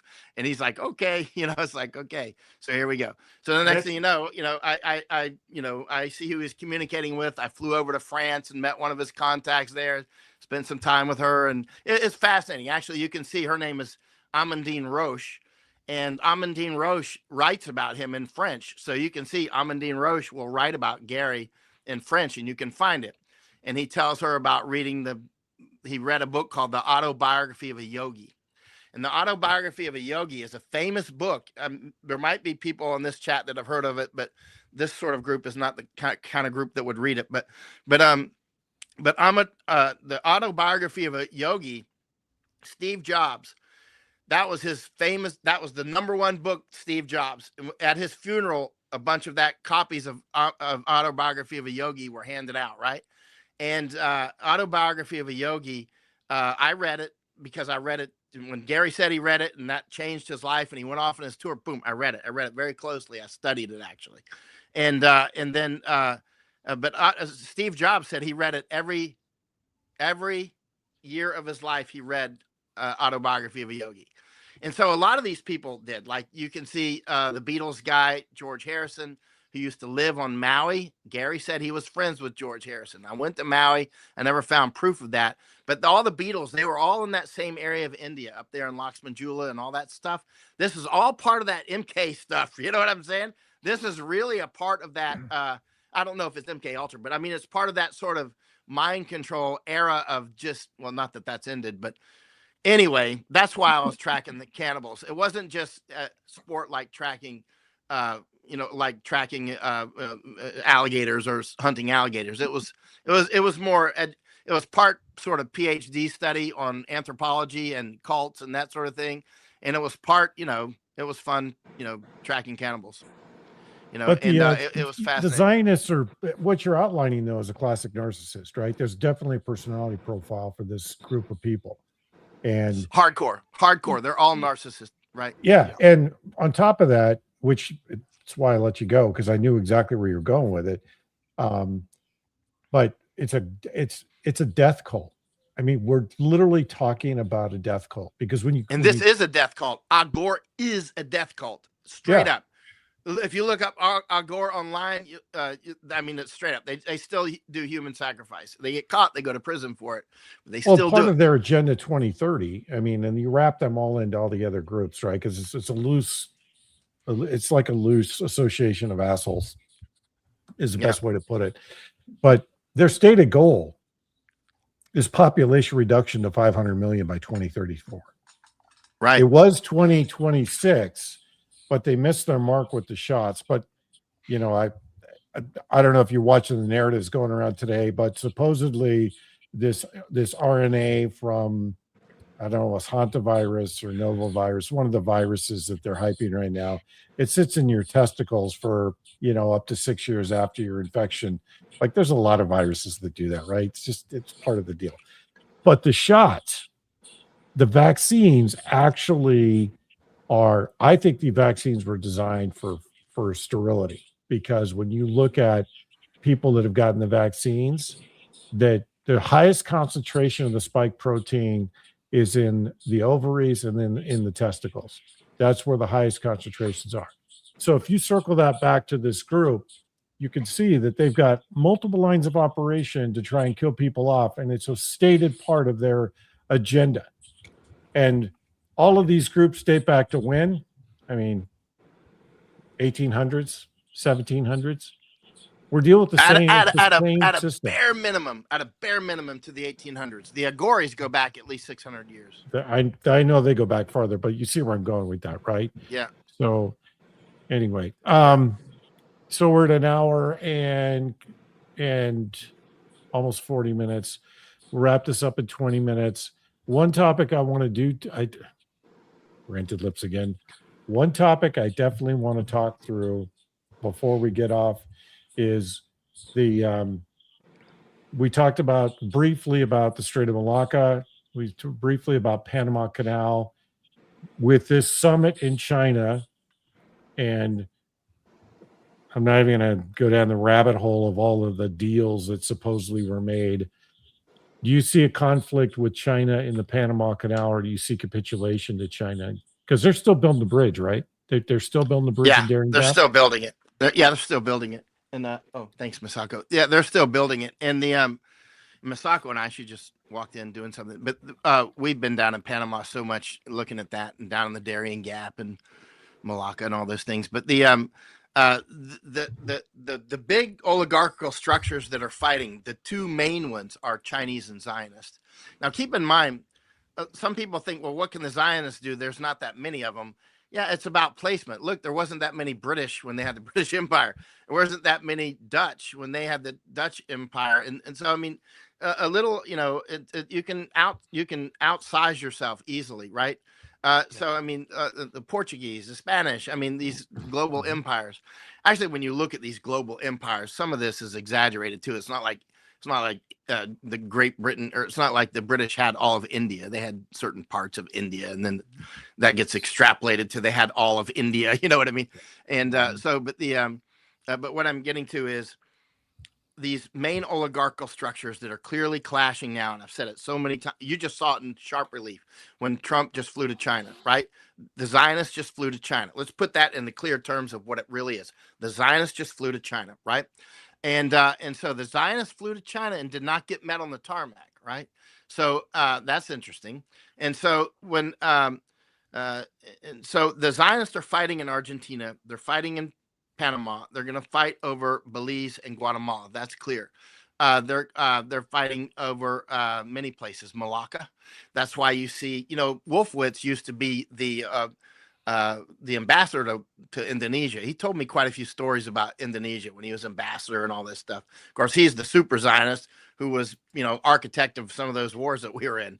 And so, but, you can see that we're moving in on Indonesia right now with our recent agreements there with Indonesia, because I think we're lining up to be able to shut Malacca. I think I say we. It's not we. It's the Zionists.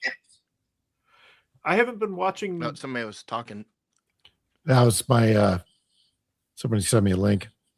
Yeah, somebody sent him a link. I haven't been watching the what's going on in Indonesia right now. Steve's talking, but do you hear me? Can you I don't hear Steve. Can anybody else hear me? Yeah, I can hear you. I hear you loud and clear. Okay. I don't hear Steve, but I hear you. I hear everybody. That's weird. Well, this selective is muting. why Michael Yon has become call sign ATIS. It's like it's all transmit, no receive. I love you, brother. You're absolutely freaking fantastic, but it just ends up being ATIS. It's like, yeah. Anyone else hear this? No, we don't. Somebody. No, tell I can't. Steve, I can't hear. I see his lips moving, but it's not. I hear you. Somebody tell Mike that I'm interested in the Indonesia thing. I hadn't heard anything about that. I wanted to ask him if he could elaborate. I can't hear him at all. He wants we got a chat going, right? We have a signal chat. He's in that. You could ask him there. Okay. Yeah. No, but he's talking, but you guys hear him, right? I don't hear him. Yeah, we hear him. I'm just telling him that he could ask you in the signal chat. Talk about Indonesia. Let me open the signal chat. See if I. Yeah, and he wants you to talk about Indonesia. Thanks, Roxanne. Appreciate that. I completely skipped to do what? Talk about Indonesia. More about Indonesia. Oh, Indonesia. I think we'll use that to control Malacca, which is easy to do. Malacca is easy to shut. That's just a guess, of course. I don't know. It's easy to shut. There's a couple spots. So we're hauling ass in the Abraham Lincoln going home, and we had one boat like cut right in front of us. And it's like we'll cut it in half, and it's like a mile and a half, between shores. It's like, dude, you want to shut it off? Easy, just not that hard. It's a choke point. Well, we've done it before. I don't see what Steve's trying to say. I'm looking in the chat, the roundtable, but I don't see it. Anyway, yeah, I mean, you were there in your aircraft carrier. That's like child's play to shut that, especially with modern drones and all this stuff is child's play. I mean, any local group could do it. You don't need the U.S. Navy. You know? What gets me about what we see going on right now that's fascinating is like, here we have Trump go to China. We've got the Iran war going on. I believe the Russians and the Chinese could take actions to stop this war almost instantaneously if they just put some Chinese ships in the Hormuz and put some Russian MiG-31s with all, hypersonic missiles into Iran and said, no mas, stop now. And what I don't understand is why they aren't doing that. And that's what brings me back to the whole question of like, is it all just kayfabe? Is it all just a show? It's a show and it's leverage, because at the end of the day, it's like they're cutting up the pie. They're fucking cutting up the pie. Yeah. It's like you get the Feels East, like it. I get the middle, you get the Americas, and done. But then End of show. in that case, Flake, I would say in that case, though, Iran's critical for the Russians and the Chinese. Well, it is to a point, but it's look at it like China's a crack addict. They need oil. Where are they going to go? It's like, well, this dealer's like strung out, can't do it. Like, where are they going to go? They're going to find somewhere else. Well, they just bought a They're third going to of. go find it. They just bought a third of one of the oil companies here. I can't remember which one it is. One of the refineries here. Yeah, Yeah, it's like buy. We don't have food. We're going to buy the farmland. We don't have oil. We're going to buy the refineries. So off they go. But there's also something that doesn't get talked about. Now I don't hear Roxanne. Why is it some I can hear and some I can't? That's weird. I don't know. What she was weird. saying, there's something that doesn't get Hey, talked it is. Just, All transmit, no receive. I love you, Michael. you're earning that call sign, man. I'm telling you. Hey, Mike, your multi-chan is not working. That's right. All right. Let try me go that out and again, I'll come back Roxanne. Try it again, Roxanne. I just want to say that to me, what is going on is taking everything that had been being done illicitly, covertly, and bringing it out into the open. The same is true with the drug trafficking, the shutting down of our border, and the massive amount of arrests for both on the money laundering piece of it and on the heads of cartels that have been picked up recently. In addition to that, if you look at all of the off-market illicit funding that was generated from the oil going out of Venezuela, arguably because of our sanctioning on Venezuela, but nonetheless, it's illicit, which involves money laundering again. The same is true with Iran. Because of all of the sanctions on Iran, that oil was being done on the black market. And to me, it just seems like an effort overall to get all of that illicit stuff back into main channels of legitimate trade. Steve had to step But out. For a define second. legitimate trade, Colonel.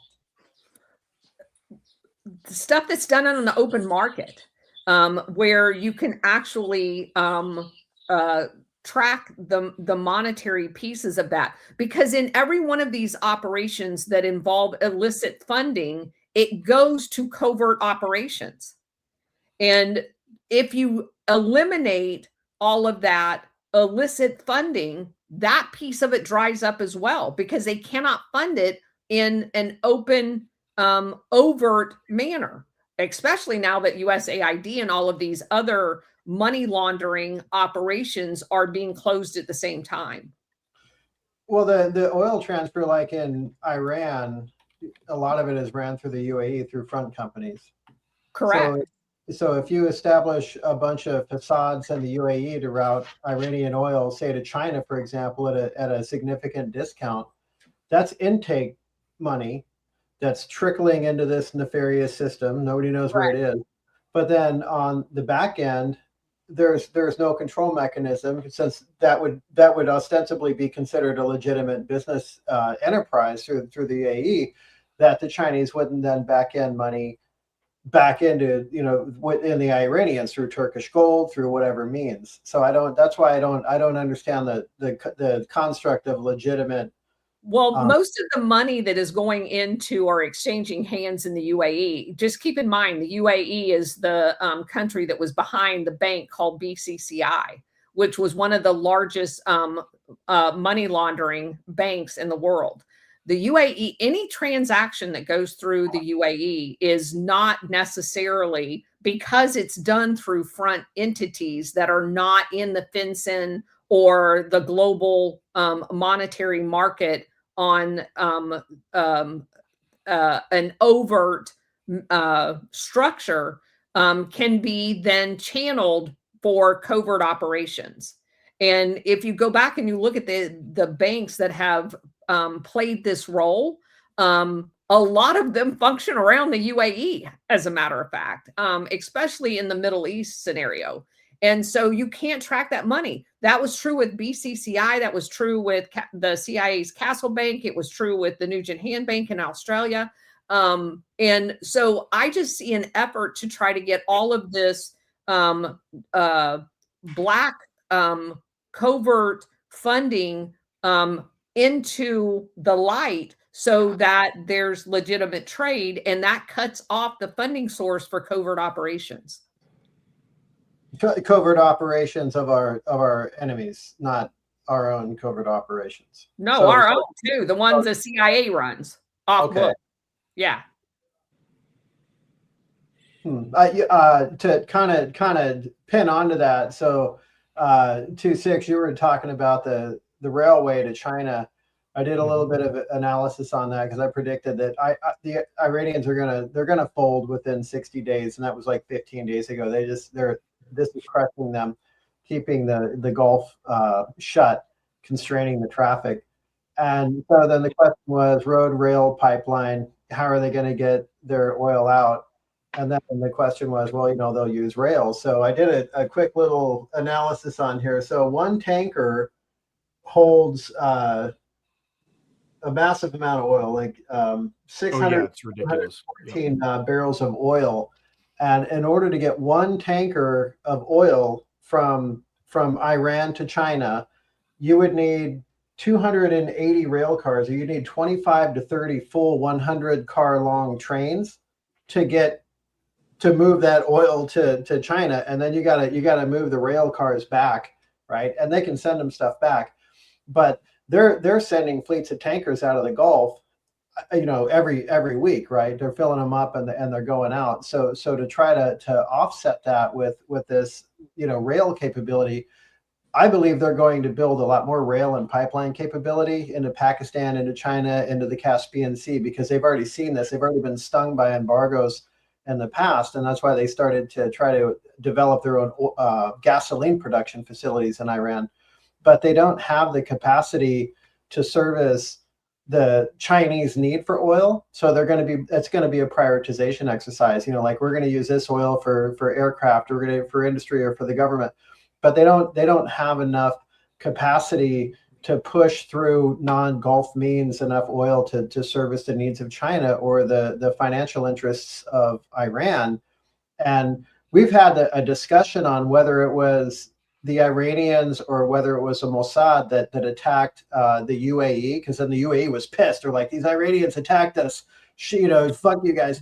So they're going to start tearing down all these front companies, and they're going to put some constraints on them. And like you said, they're going to make it a little bit more transparent what's going on with these front companies and the retail arbitrage that happens there. But was that a CIA Mossad thing where we attacked the UAE because we knew that would further constrain the Iranians, or was that literally the Iranians have just lost their shit and now they're attacking everybody that can help them? I mean, anything could really be true on that. Spitball theory on the trains, though, Troop. Guess who is not going to go without their oil in China? The elites. Any totalitarian regime. It's the same in North Korea. It's the same in any dictatorship that's ever existed. When you've got something like that oil that is moving by train, if that in fact is exactly what's going on there, I would put some money on that being for the elites so that their stuff doesn't stop working. Oh yeah, but It's a feeding tube. It's for them. It's a feeding tube. I mean, that's the amount of oil that's going in. It's like you're not going to survive the population. You're not doing any of that. Like super. They don't care about their population. Though. Yeah, well, correct, but it just the big ships are the only way they're going to like have the population get oil. Yeah, and run the economy. With respect to the blockade, regardless of what the intent or the purpose of the blockade is, it's having a material impact on the Iranians because they can't store the oil, they can't produce it into gas, they can't transport it. It's crippling them. It's crippling them monetarily, and it's going to get to a point where somebody's going to have to capitulate. And so I think this thing with Key was very telling, because the king never goes to visit the person that wants an audience with the king. It's the audience that goes to visit the king. So now we have Trump, and he's going to visit Key, and Key doesn't even show up on the tarmac to say hello to him. There's a whole bunch of stuff going on there that I don't think we like to think, yeah, MAGA America, whatever, we're badass. But I mean, literally, our king went to go see a communist king, and he didn't even meet him, on the tarmac. There's something going on there. Oh yeah, well, and yet he met Putin, and walked up and was there to meet Putin. Speaks volumes. Trump ends up being persona non grata, pretty much. That could be the message in itself, though. Just let's slight Trump and see what the world stage does. And also him being such a narcissist of like, you didn't show up to meet me, and then okay, where are we going to negotiate from here? Like, dude, you have no standing. So. No, I think it sets a tone, because Trump was saying, "Oh, we don't need this. We don't need the Gulf. We could just do whatever there. It's not going to harm us at all." And this is having a material impact on the Chinese economy. And so you would think that Key would be there with the marching band when Air Force One landed, or however he showed up there, and he didn't show up. So it was like, I'm calling your bluff, dude. Calling your bluff. Because Chinese and the Russians are the only grown-ups in the room. I said that like a year ago. When this was Putin's the only grown up. I mean, she is like his younger brother. So, just where I'm at. You sure he's not a stepbrother? Yes. Could be a stepbrother.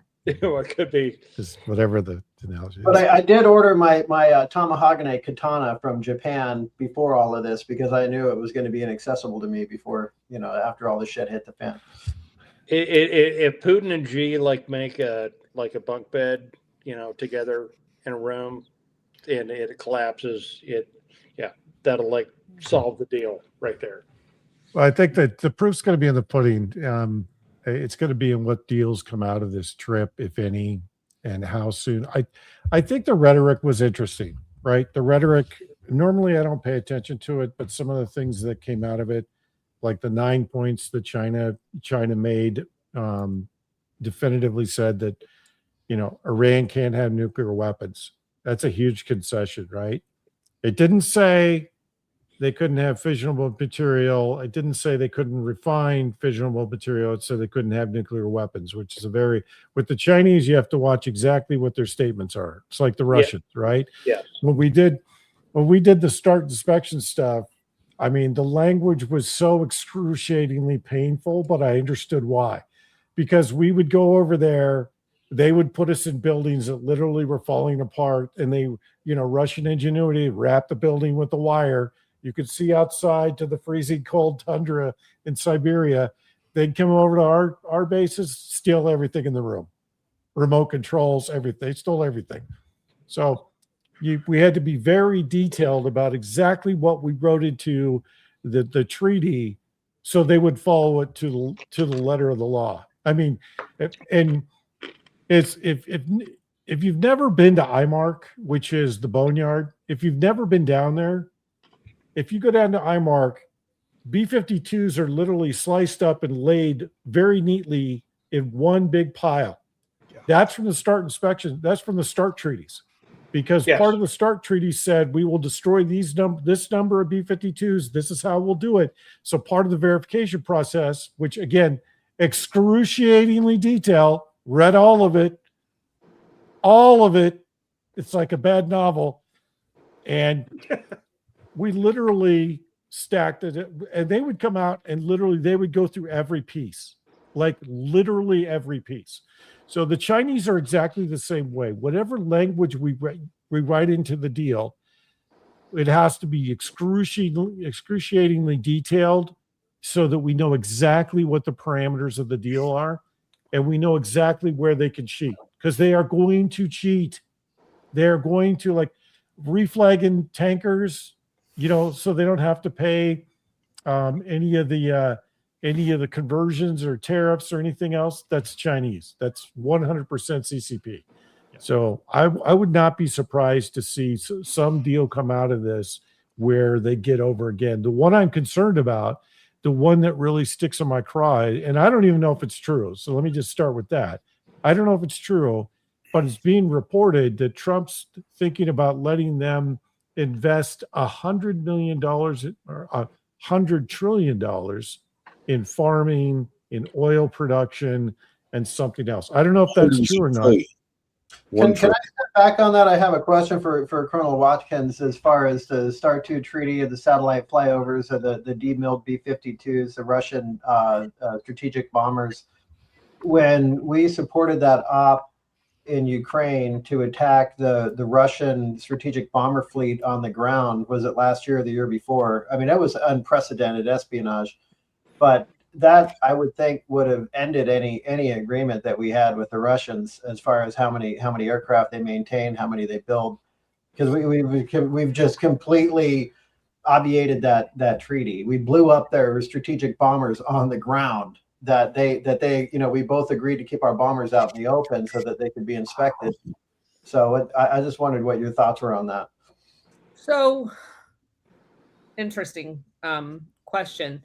I think it is fully recognized by world leaders that the CIA does not, nor has it ever, worked for the United States government. And it is always that source of intelligence that we know since 2014, there's been CIA in Ukraine.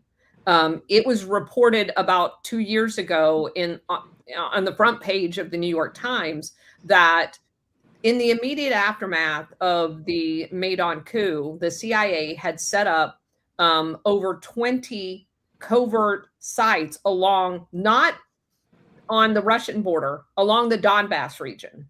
And those sites were basically what I would consider Gladio type entities that was arrayed along that border. And the intelligence and the training, I had a very dear friend of mine that will remain nameless, that was over there training in the immediate aftermath of that Maidan coup. And he is Air Force intelligence that was training them how to use our intelligence capability to do exactly that type of thing.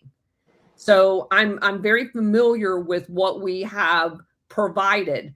But I also think that on the world stage, regardless of what you think about Trump, that the CIA has consistently tried to undermine him. I mean, obviously, the Ukraine phone call, Russiagate, CIA is behind all of that. And so I think on a world stage, the people understand that Trump is not representing these rogue elements of the CIA. Now, you can make the argument that basically the entire thing is a rogue element, but that capability is not done necessarily on books at the CIA. And I'm not sure how you pull all of that back. I don't know how you deal with that, because in every case where the CIA has ever been restricted in operational capability, they just do the exact same thing off book. I don't know if you're familiar with the fact that a lot of the CIA that retires are immediately brought back as contractors. And that's why I say nobody is former CIA, right? Correct. And there's a lot of different types of assets And they put Which- them in the oligarchs' front offices as in charge of global security. If you look at Google, if you look at Amazon, you're going to find former CIA officers, and they're always in their global security offices. And that's what EM refers to as the Praetorian Guard. As a former member of the intelligence community, I can tell you that is absolute fact. That's exactly what happens. That's exactly what happens. Yeah. So that capability, as a matter of fact, I don't know if you guys know this, the general, what was his name? Donahue or whatever his name was, that was the last guy with his boots on the ground at Abbey Gate, was the general that was in charge of the targeting for NATO, that was providing the information to the Ukrainian forces to attack Russia. That's the same guy. He got promoted to 4 stars. Of course he did, failing upward. Yes. And so I think that Putin recognizes that that is the case, and that wasn't necessarily Trump's forces doing that. Otherwise, I don't think that we would be where we're at in this. And I think to whoever made the point about why is Russia and China not in there doing that, I think that that is part of the reason. Yeah, I would venture a guess that Radcliffe doesn't have complete control. I would say he's got control of some of the upper echelons, but this is a perfect demonstration of how insurgents have been placed throughout the organization at every level that will fight. And we've seen this. I mean, I don't know how much of the CIA going into DNI and pulling documents out, I don't know how much of that's true, but that's a perfect example of how you have insurgents throughout the organization. It makes you wonder, what is Radcliffe in charge of? And how many people? I think Radcliffe has a cell of trusted agents, and they have the capability of using the systems and getting access to some of the things that he has provided to the DNI for declassification. So the way I look at it is that he is using the systems that they have used to undo a lot of the damage and expose the damage that they have done. If you don't have somebody inside that system, you're not going to be able to get the information out of the system. And I think that's what his cell, I would kind of push back a little bit on the upper echelon, because all of those people that are at the upper echelon levels that are still there were groomed and brought up by the former DNIs or the former CIA director. Former CIA, I agree with that. And they're SESs, right? And and part of that is like where the SESs live, but it's one of those, like, Radcliffe is trying to eat the elephant, and it's a slow process, and it's never going to get there in our speed of time of what we want. So it's like, oh well, 10 years from now, it's like, oh, we finally got there. We ate through the knee. Oh, cool. Now we finally got somewhere. But it just, for me, it's one of those, like, you can get the best guys in there, but until you burn the damn thing to the ground, we're never going to get there. Yeah, I agree. So my crew has decided that the only way to get rid of the CIA is to destroy the building and put nuclear waste on top of it so that no one ever goes around. Yes. Yeah, but then we would never get the alien bodies. I mean, come on. Dude, That's I have where a the few in my aliens are. backyard. We're good. I mean, besides Mark Zuckerberg and Sergey Brin and Elon Musk, I mean, the other aliens are under the CIA. But you're right. It has to go away in total. So, yeah. All right, we're over 2 hours. I was going to keep this to an hour and a half. We could probably go on. Good luck with that, buddy. I know. I gave going to 3, I think, no problem. Yeah. So I cannot. I am wife limited. Yeah, it's Friday, So, and I know other people have a life, so I appreciate you all indulging me tonight. Colonel Watkins and I will be back on Sunday on Tommy's podcast. I'll be back on Monday talking about cyber on Substack, and this will be a show on Substack, and then the regular show on Tuesday. Dale Comstock's going to be on the show. I'm going to do an episode with him Monday. I don't know if I'll get it out Monday.